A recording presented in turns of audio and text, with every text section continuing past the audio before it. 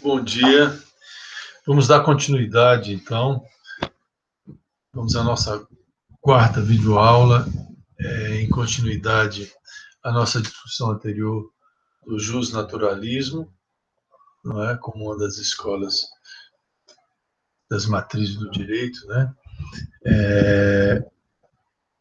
Então, vamos avançar nessa discussão a partir da obra do Cavalieri, né, do Sérgio Cavalieri Filho, Programa de Sociologia Jurídica, no seu capítulo 1, Gênese do Direito. Vimos o José Manuel Sacadura Rocha em Sociologia e Direito anteriormente, e fizemos o diálogo desse primeiro tema, que foi o direito natural e o justnaturalismo, nesses dois autores, né?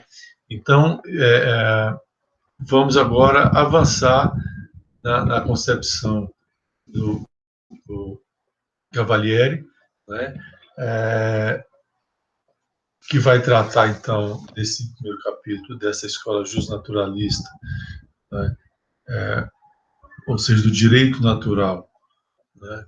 E a origem do justnaturalismo, e como origem do justnaturalismo, inclusive, e esse nós já fizemos, e, na sequência, ele apresenta a escola teológica, né?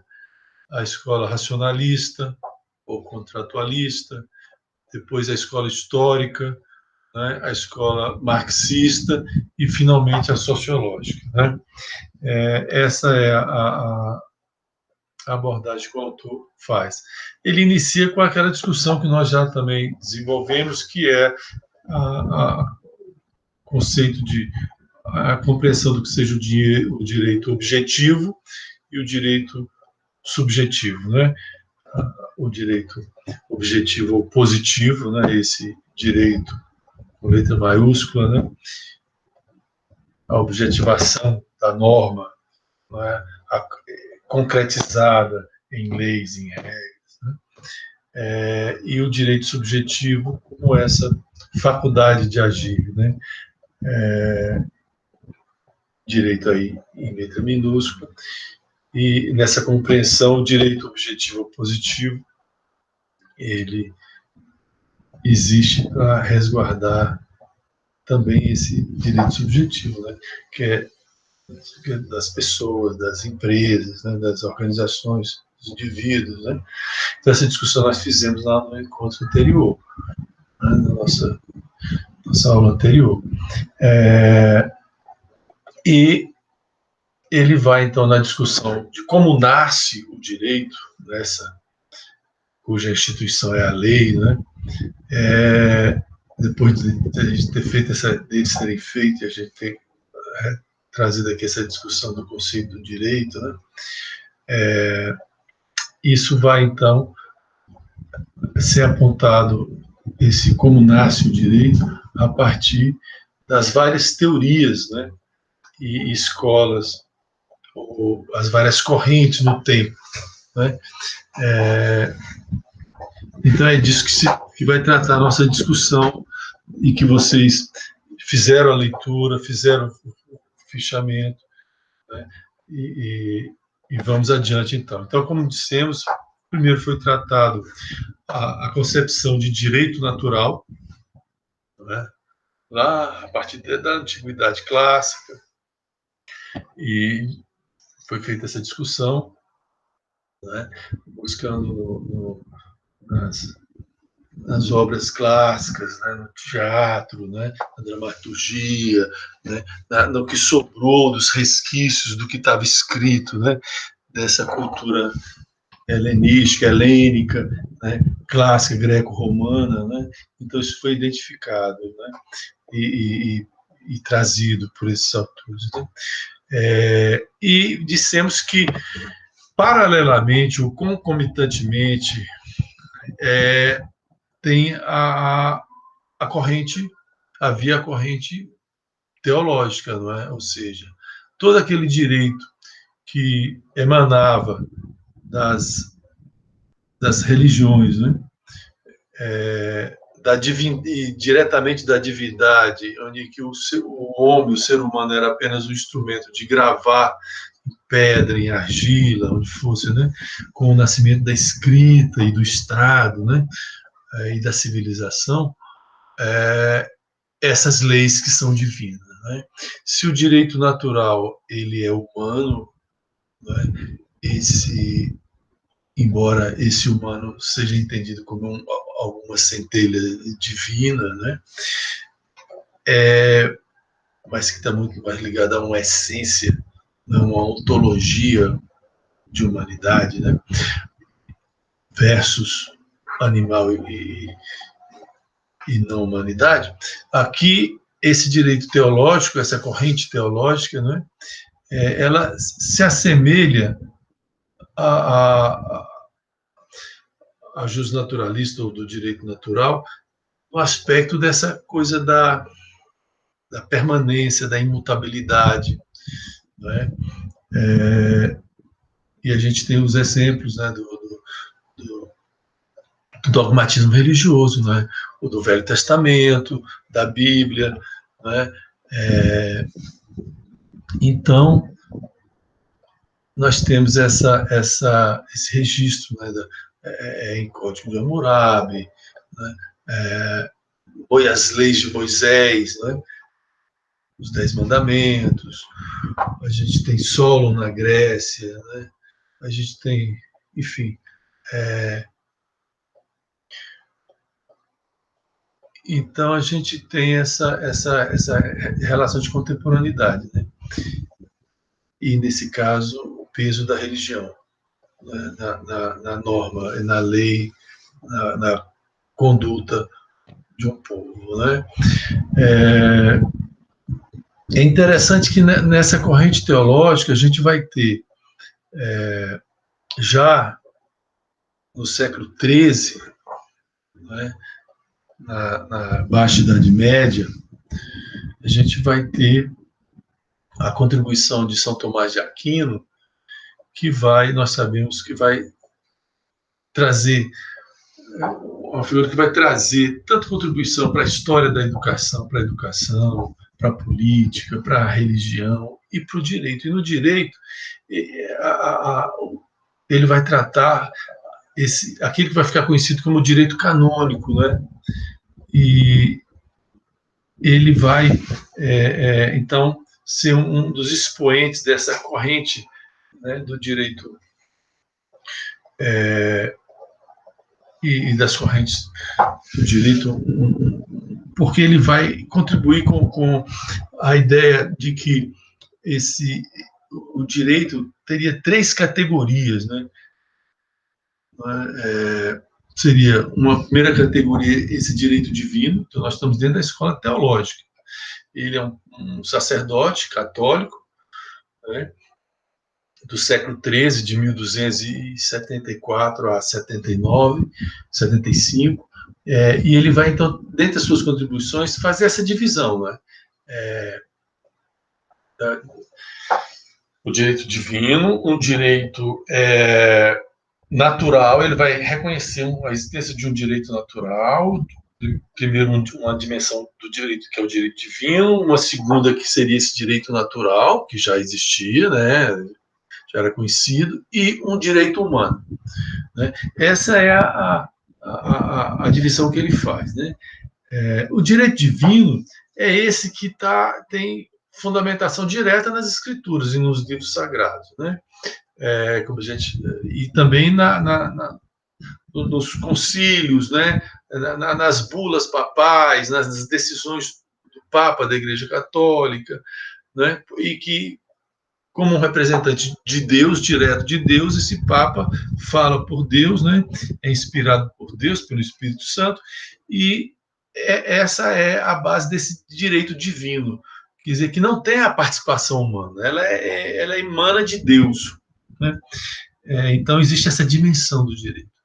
A do direito natural, para ele, né, é essa consciência que está inscrita no coração humano, ela é intuitiva, né? Ela está na natureza humana. Um pouco ele reafirma, essa ideia que convivia paralelamente com a escola teológica, que era no direito natural. Né? Reconhecia que esse instinto à vida, né? a legítima defesa, a liberdade, enfim, essas coisas que a gente já discutiu. E, embora ele atribua a Deus também essa inscrição no coração humano, porque a própria humanidade seria uma criação divina. Ou seja, nós estamos no universo da religião, né, teológico, do criacionismo, né, não existia Darwin nem o darwinismo ainda, né, com a evolução das espécies, nada disso, isso só é século XIX para século XX. Então, esse direito, inicialmente dividido em divino, que emana das Escrituras e da Palavra de Deus, o direito natural, que é intuitivo da humanidade, mas é posto no homem por Deus também, e esse direito, e o último nível, que seria o direito humano. Esse direito humano, ele é o direito positivo, o direito objetivo, objetivado, escrito pelo homem.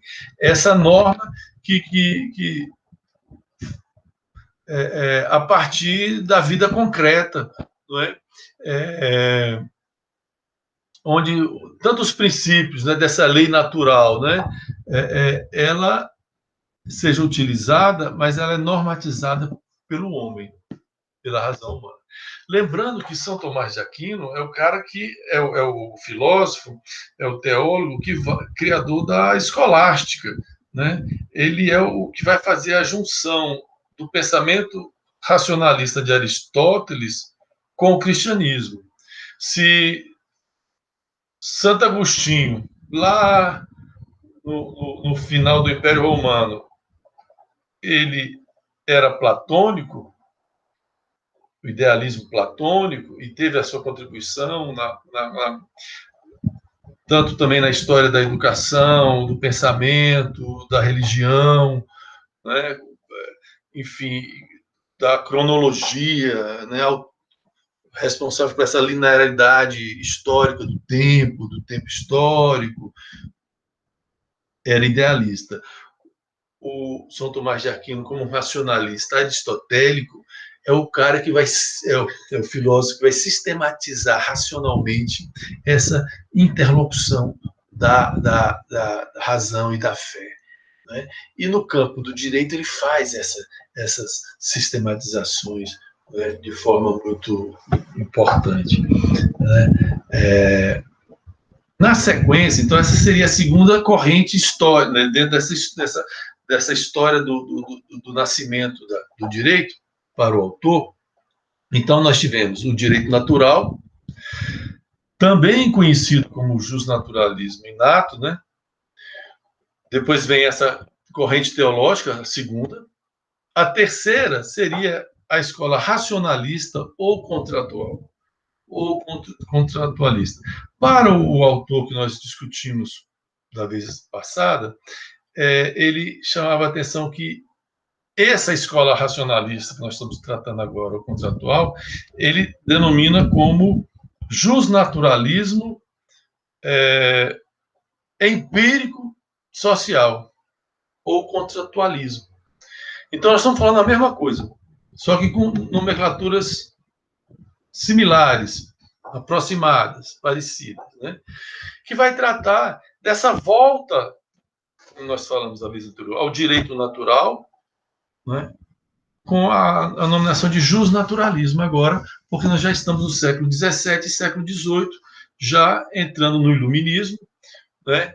Onde nós vamos ter essa luta agora contra toda a hegemonia religiosa, teológica, divina, que vai estar no contexto histórico da passagem do Antigo Regime para o Estado moderno, né?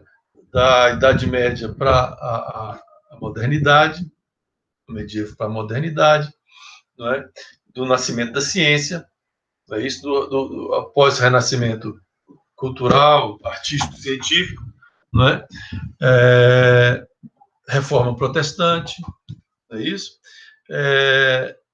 Invenções da tipografia, na tradução da Bíblia, enfim, todo aquele desenvolvimento que a gente sabe do Renascimento, né?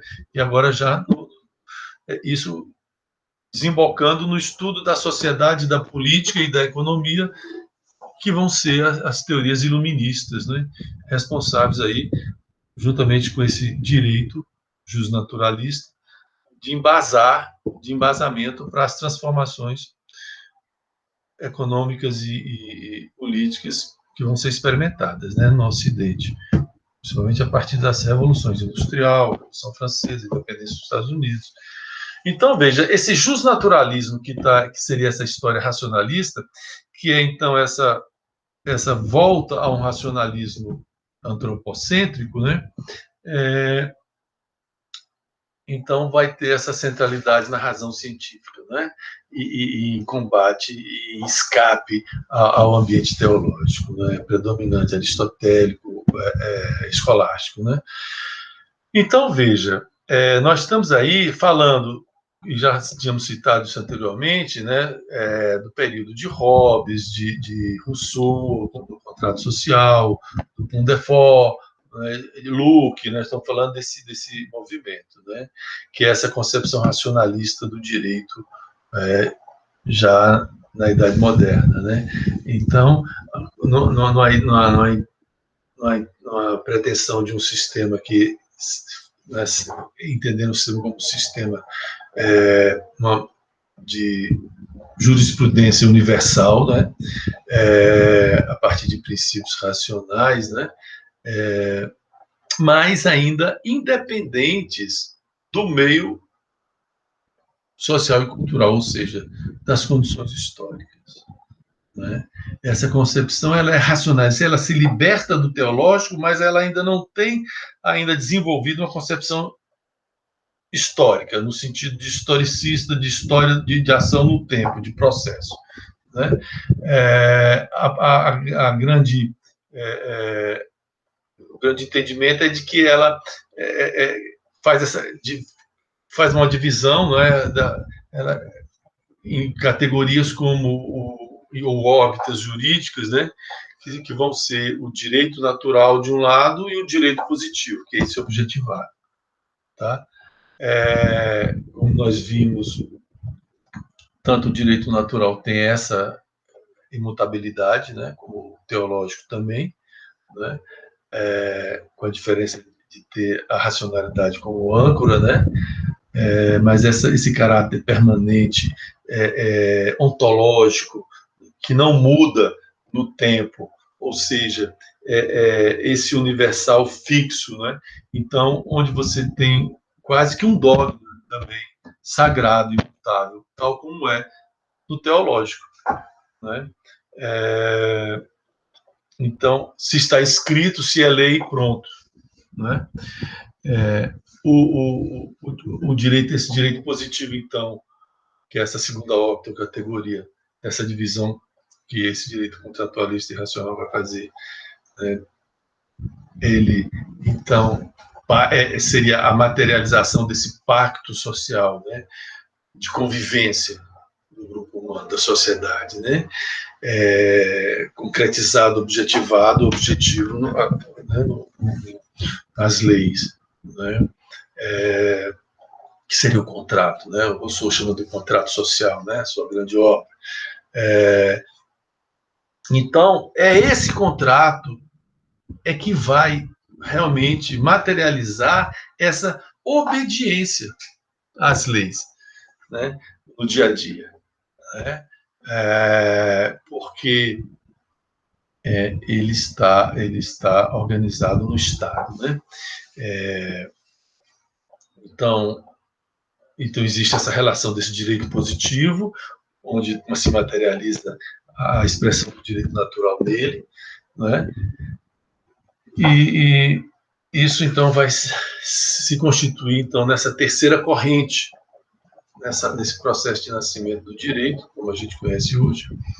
E o autor chama então a atenção para a quarta corrente, que seria justamente essa que nós fazíamos referência a ela como crítica à anterior, o ser permanente, né?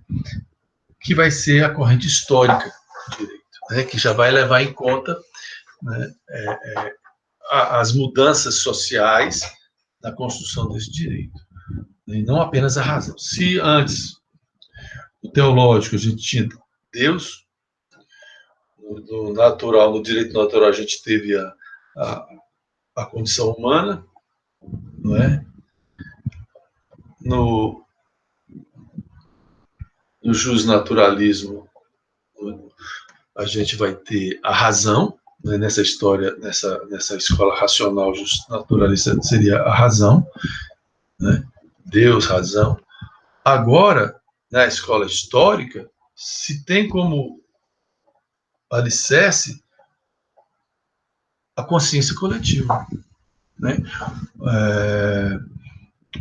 Vai ser produto dessa consciência coletiva, né? Desse estágio de desenvolvimento de um grupo social, né? Então surge na Alemanha, né, no século XVIII, aí, no século das luzes, né, e século XIX também, final do XVIII e início do XIX. Então a gente tem alguns representantes, né, dessa corrente, né, como Gustavo Hugo, Savigny, né, Charles de Savigny, e ela é uma reação ao direito, à existência de um direito natural imutável, porque ela entende, e isso é bem típico dos alemães, né?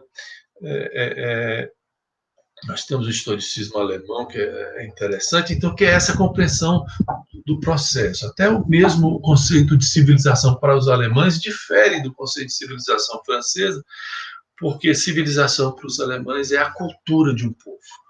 Então, o que seria a civilização alemã, francesa, inglesa, etc., são os traços culturais desse povo, né? A maneira de viver. E não aquele estágio francês de selvageria, de evolução, como selvageria, barbárie e estágio mais evoluído, que seria civilização. É uma compreensão sempre mais histórica, mais de processo, mais de ação no tempo.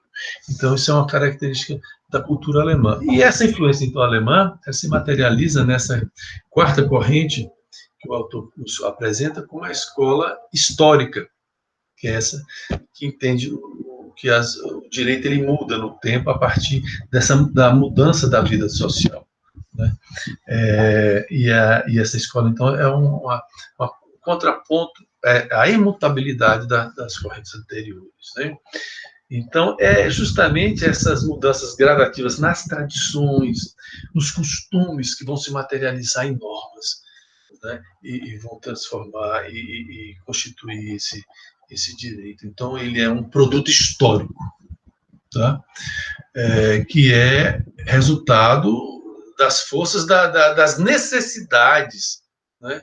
E dos usos e costumes dos povos, né?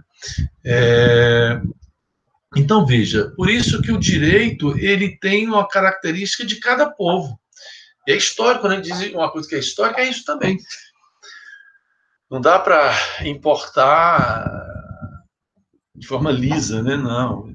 Quer dizer, por isso é que na cultura, no modernismo brasileiro, nós tivemos a contribuição da ideia do antropofagismo, né, cultural. Você devora e mastiga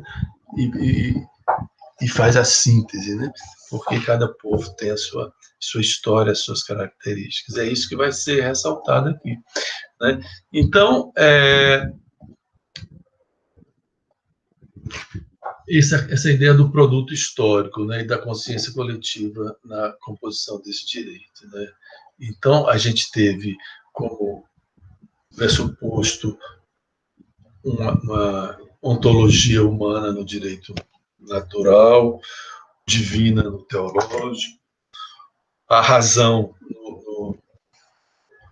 na escola racionalista ou justnaturalista, a consciência coletiva na escola histórica, e a quinta corrente que é apresentada pelo autor, então, é a marxista. Nós não fizemos a discussão do marxismo ainda, e eu estou deixando isso para mais adiante, porque ela requer domínios de mais alguns conceitos para se vamos fazer, né? Mas já antecipando, então, essa corrente marxista que tem a ver com o materialismo histórico e dialético de Karl Marx e Friedrich Engels, né?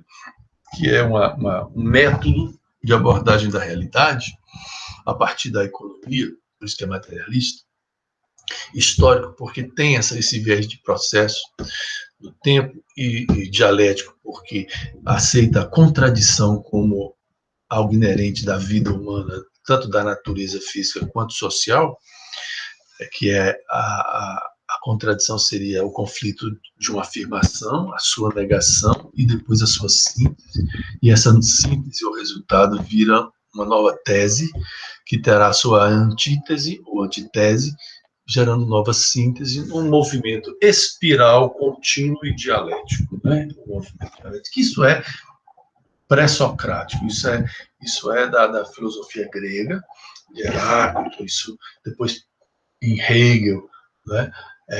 Enfim, isso não é invenção do Marx, do marxismo, não. Isso aí é uma apropriação e uma adaptação, por isso, materialista e não idealista, como era anteriormente, que é uma outra discussão filosófica. Mas, vamos discutir o materialismo histórico dialético à parte, mas vamos adiantar que a escola marxista, ela, no campo do direito, ela, primeiro, já alicerçando esse raciocínio, lembrando algo que nós já dissemos em outros encontros, que é a contribuição da teoria marxista para a inserção do viés econômico, dessa compreensão de que existe uma infraestrutura econômica, uma estrutura social e política e uma superestrutura cultural, jurídica, política, artística, né? Que seria a superestrutura isso numa sociedade, né? Num grupo.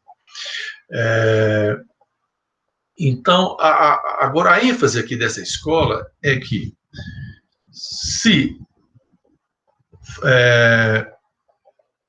o direito, nós estamos discutindo o nascimento do direito, para essa corrente o direito nasce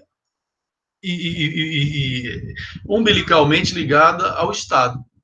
O Estado é o poder, a instituição capaz de fazer com que esse direito aconteça, se realize, né, na sociedade. Né? Então, não é a razão, não é Deus, não é a ontologia humana, né? Não é a consciência coletiva. Para além disso, é preciso esse aparato que é o Estado, para que esse efetive. Né?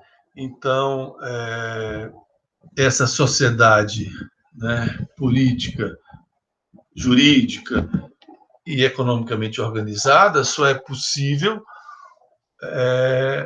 com a presença do Estado. O Estado como essa instituição organizadora disso, legitimadora disso. Né?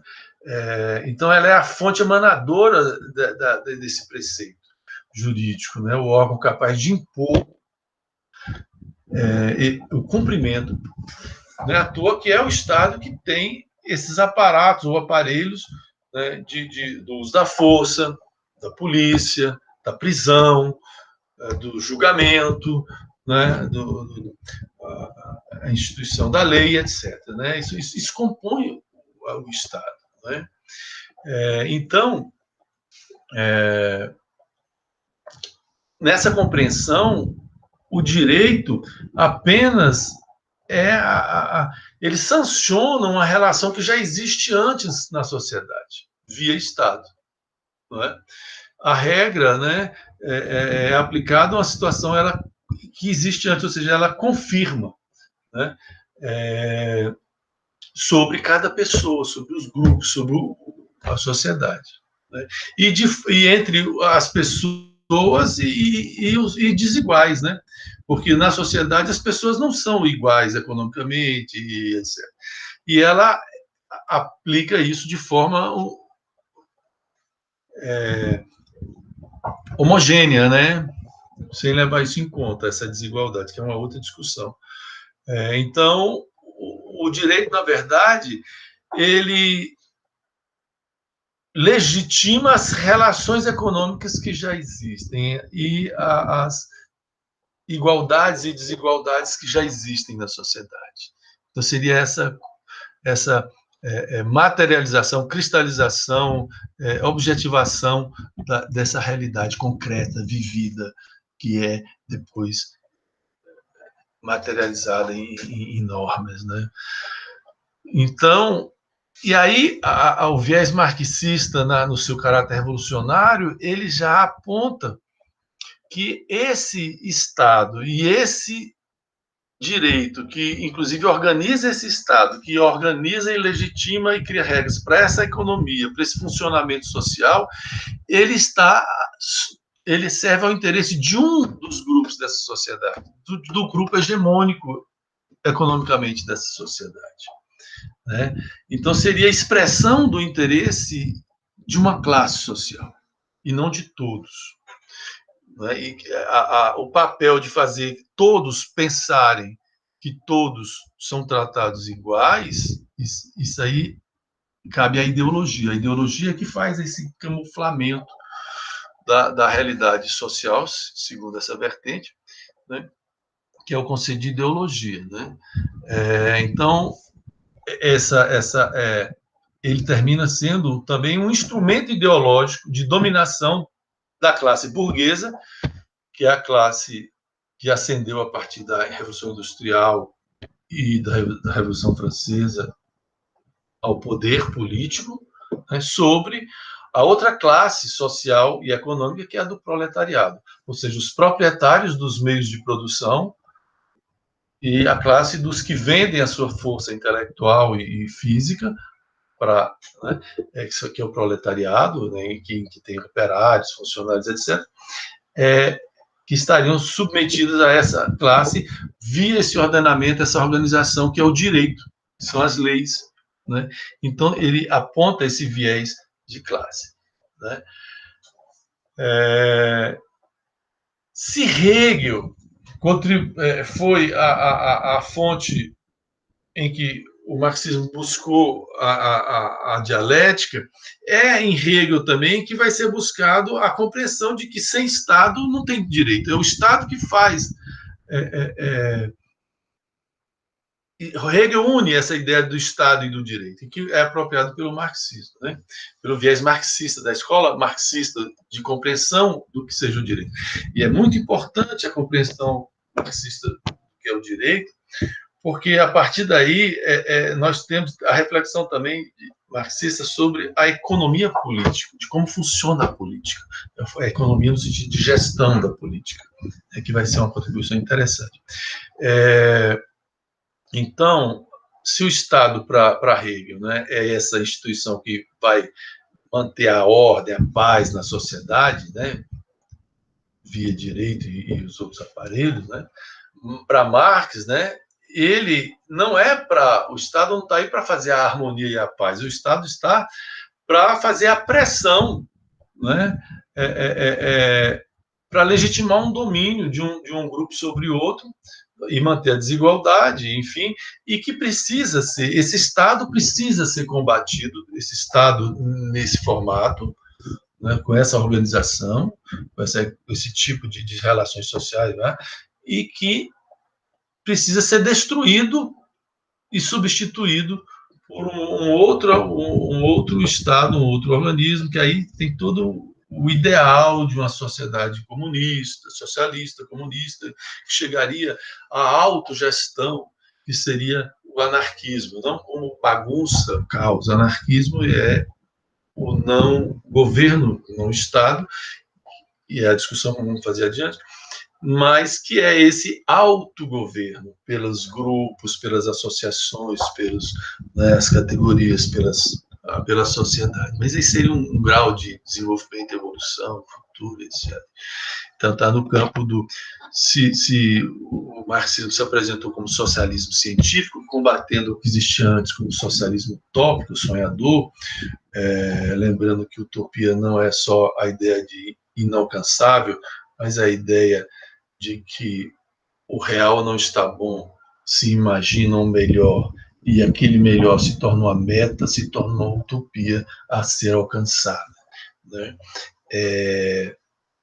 Então é utópico enquanto modelo não alcançado ainda. Então está no campo da imaginação, do sonho, né? Nesse sentido, não do irrealizável, né? da fantasia, né? É isso. Então esse instrumento de pressão precisa ser combatido, né? Em síntese, essa teoria marxista do direito, então, ela não tem origem em Deus, ela não tem origem, a vertente não é a razão, o senhor dissesse, não é Deus, não é a razão, não é a consciência coletiva, mas é o Estado.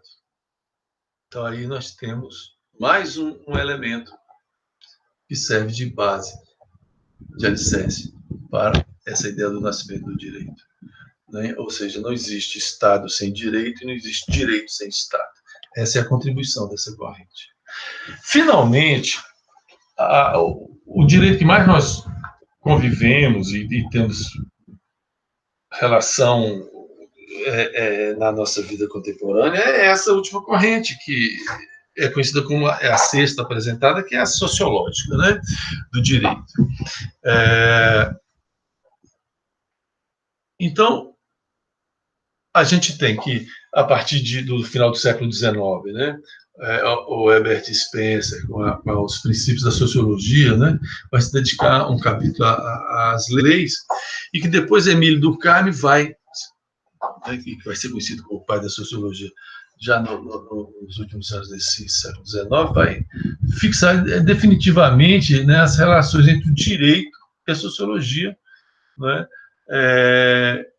salientando a natureza social do direito, né? Dando relevância àquilo que vai ficar conhecido nesse estudo como o fato social, né? E então nós vamos ter essa corrente de peso sociológico. Então não vai ser no Estado, não vai ser na consciência coletiva, não vai ser na razão, não vai ser em Deus e nem na natureza humana, né? Mas no fato social, no fenômeno social, no fato, no evento importante, né? Esses acontecimentos em sociedades, nessas práticas e condutas, né? Desse comportamento humano de cada sociedade, né? Onde está refletido valores, atitudes que refletem valores, princípios, né? Uma cultura, uma mentalidade, né? Um ideário, né? E que isso de forma lenta, espontânea, né, vai sendo elaborada numa sociedade. Né? Então, esses costumes, né, que implicam em fatos sociais diferentes, em sociedades diferentes, em culturas diferentes. Daí, não se elimina o que veio antes, simplesmente se apropria-se num processo de tese, antitese, numa síntese que é não a junção ou sobreposição das duas coisas, mas algo que é derivado dessas duas coisas numa nova, né? Então, essa ideia de que é no fato social, né, com as suas características históricas e culturais e de cada sociedade, e que o direito se constitui, né, e que não pode ser diferente e dissociado disso.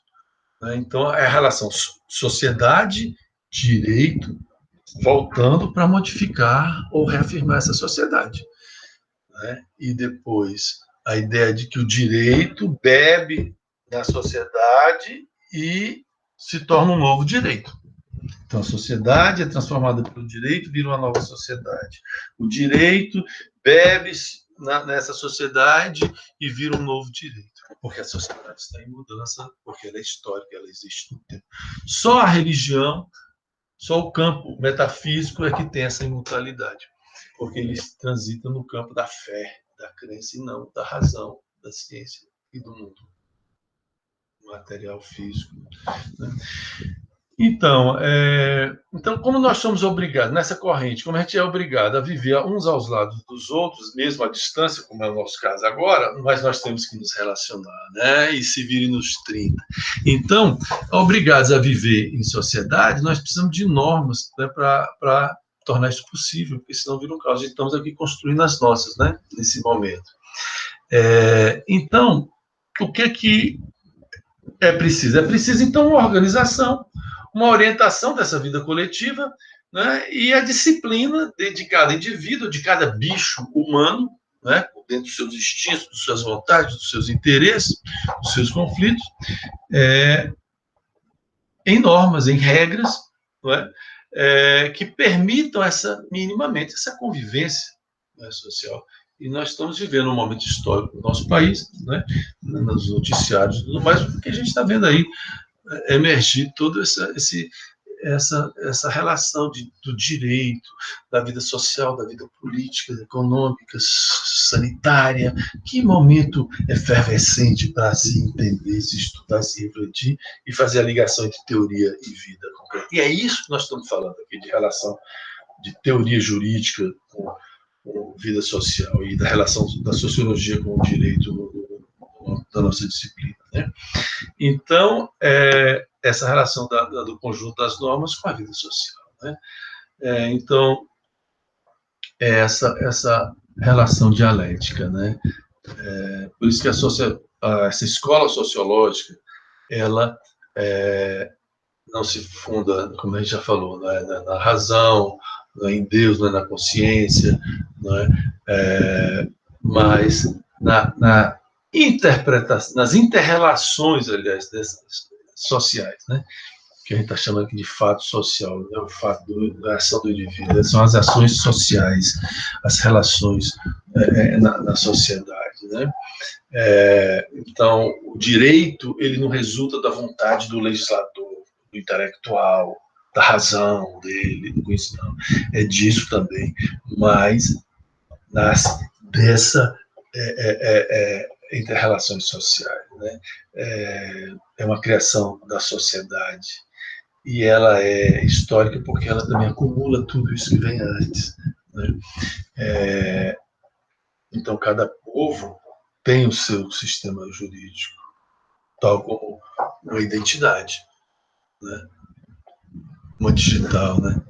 Então, o direito é cultura, é identidade, né? É a grande coluna que sustenta a sociedade, né? Segundo o autor. E o autor afirma que, na página 25, que esse direito, né, é criado para corrigir a imperfeição humana, né? É um esforço de adaptação ao mundo externo. Né? Ele traz essa ideia, né? Esse esforço, e que a gente está fazendo agora nesse jogo nosso, né? Também de um esforço de adaptação à nova situação de quarentena e tudo mais, né? Mas nesse sentido das necessidades da vida, né? Então, é algo vivo, né? Isso que é importante. Então, as normas, né, são ditadas pelas próprias necessidades, né, e conveniências, né, sociais. Por isso é que são históricas. Por isso não são sagradas, não são imutáveis, não são fixas, sagradas, né, mas são variáveis, né, estão em constante mudança, né, e tal como os grupos e a sociedade. Não é isso? Agora, a democratização do direito, não é uma das consequências dessa visão sociológica dele. Se não é fixa, se não é só da razão porque em determinado momento, para ter acesso ao direito, não é isso? apenas aqueles bens nascidos que Deus escolheu para nascer naquela camada aristocrática, né, especial, né, os nobres. Depois, com a burguesia no poder, antes eram os aristocratas, os bem-nascidos, depois os ricos, né, em função do comércio que suplantou o mundo agrário, os sábios, né? Apenas os filósofos, juristas tinham acesso a esse direito, né? Via razão. Né? Quando era Deus, eram os bem-nascidos. Quando era a razão, né? São os que dominam o conhecimento. Né? E a partir do momento que se entende que o direito tem origem na sociedade, não na razão nem em Deus, então a sociedade tem acesso a esse direito com as ideias de direitos fundamentais, né? Direitos humanos, internacionalização disso tudo. Né? Então, o acesso à justiça, essa democratização é acesso à justiça a todos, né? Passa a ser uma das finalidades, a principal finalidade do direito para essa vertente, né? Segundo esse autor. Né?